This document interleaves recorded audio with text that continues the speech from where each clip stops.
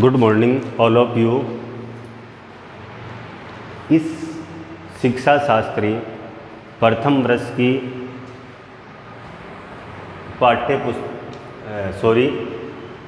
शिक्षा शास्त्री द्वितीय वर्ष की इतिहास शिक्षण की पाठ्य पुस्तक की जो हम पाठ पढ़ रहे थे शैक्षणिक और शिक्षण उद्देश्य से, इससे पहले वाली क्लास में हमने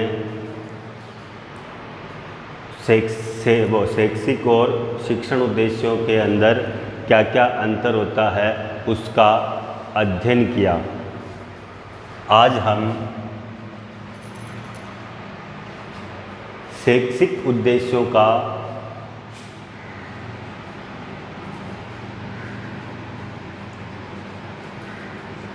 शिक्षा शास्त्री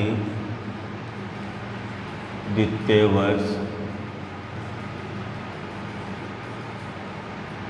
इतिहास शिक्षण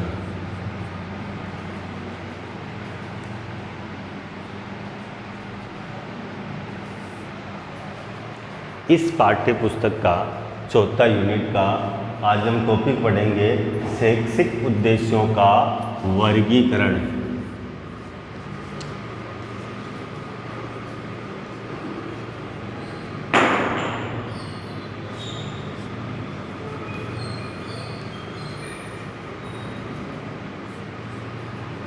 कि इनका वर्गीकरण कैसे हुआ। तो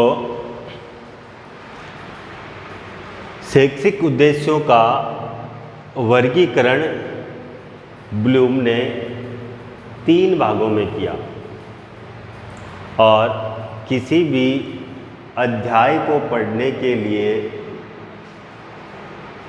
उनको अलग अलग भागों में विभक्त होना जरूरी है।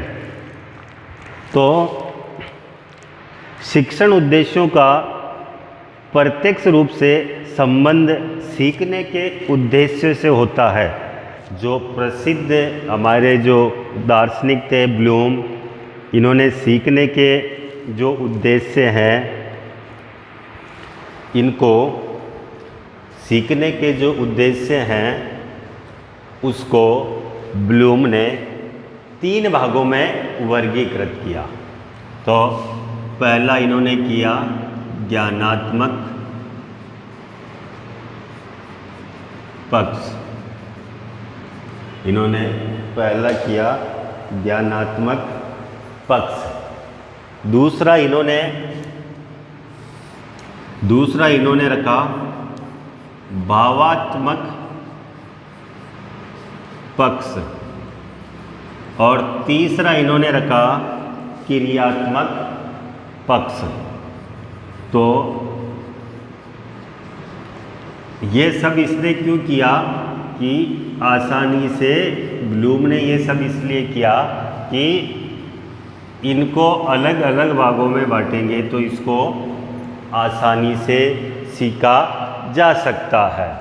तो इस भावात्मक पक्ष का जब ब्लूम ने इस भावात्मक पक्ष का मत रखा 1956 ईस्वी में, इस भावात्मक पक्ष का मत रखा 1956 ईस्वी में किसने? B.S. ब्लूम ने। और इसमें क्या था? इसमें भावात्मक पक्ष में किस पक्ष को रखा? तो सूचनाओं का ज्ञान एवं तथ्यों की जानकारी। इसमें रखा सूचनाओं का ज्ञान व तथ्यों की जानकारी।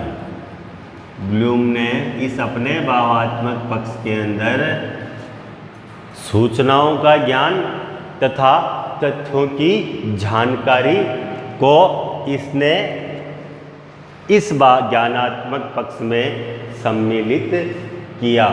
अब इस ज्ञानात्मक पक्ष के अंदर क्या क्या आते हैं? जैसे ज्ञान, दूसरा बोध, तीसरा प्रयोग। ध्यान रखना ये महत्वपूर्ण, आगे चल के हमारे काम आएंगे, इनको हम आगे विस्तार से भी पढ़ेंगे। ज्ञान, बोध, प्रयोग, विश्लेषण, इसके बाद संश्लेषण,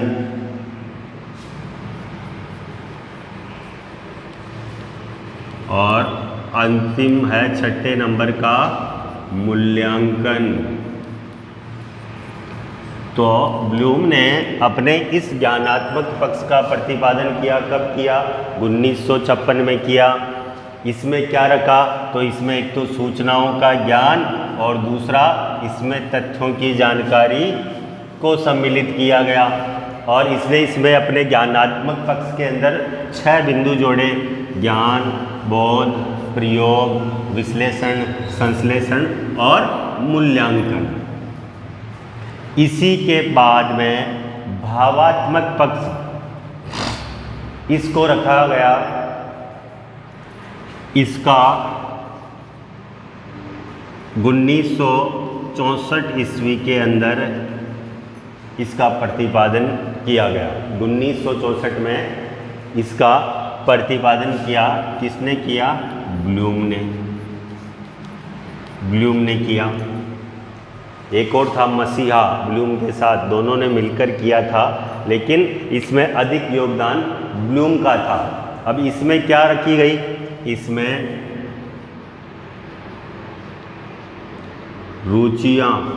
रुचियों को सम्मिलित किया गया। भाई क्या क्या रुचि होती है। अभिवृत्ति को भी इसके अंदर सम्मिलित किया गया। अभिवृत्ति को भी किसमें? भावात्मक में। और इसके अलावा मूल्यों का विकास किस प्रकार से संभव हो सकता है, इसको भी इसमें भावात्मक पक्ष में रखा गया।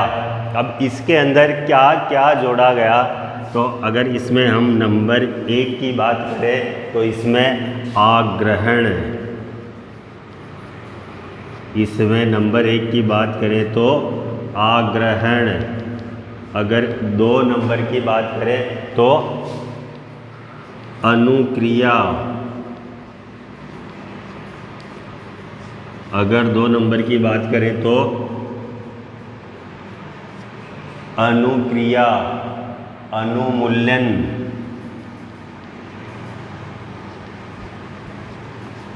अनुक्रिया, अनुमूल्यन। और चौथे नंबर पे इसमें जोड़ा गया विचारण। विचारण। उसके बाद में इसमें जोड़ा गया संगठन।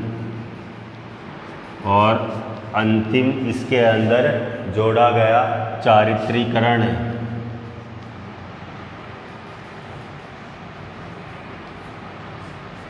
चारित्रीकरण। तो इसके अंदर भावात्मक पक्ष का 1964 में नींव रखी। किसने? ब्लूम और मसीहा ने। इसमें क्या जोड़ा गया? इसमें मनुष्य की रुचि, अभिवृत्ति और मूल्यों के विकास को जोड़ा गया। उसके बाद में इसके अंदर भावात्मक पक्ष के अंदर आग्रहण, अनुक्रिया, अनुमूल्यन, विचारण, संगठन और चरित्रीकरण को रखा गया। इसके बाद ब्लूम ने तीसरा जो किया वो था क्रियात्मक पक्ष। इसको रखा सिम्पसन ने। सिम्पसन ने इसको रखा। कब रखा? 1962 ईस्वी में। सिम्पसन ने इसको रखा। कब रखा? 1962 में। इसमें क्या क्या थी? इसमें शारीरिक क्रिया। इसमें जोड़ा शारीरिक क्रिया के प्रशिक्षण और कौशल। शारीरिक क्रियाओं के प्रशिक्षण और कौशल के विकास से होता है। शारीरिक क्रिया को जोड़ा गया इसमें महत्वपूर्ण। और इसके मुख्य 6 बिंदु इसमें ऐड किए। नंबर 1 उत्तेजना, उत्तेजना। नंबर 2 अनुकरण,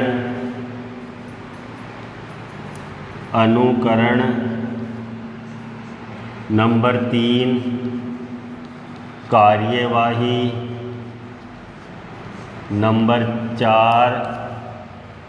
4 समन्वय, नंबर 4 समन्वय। नंबर 5 नियंत्रण, और लास्ट में इसके अंदर जोड़ा गया आदतों का या आदतों का निर्माण।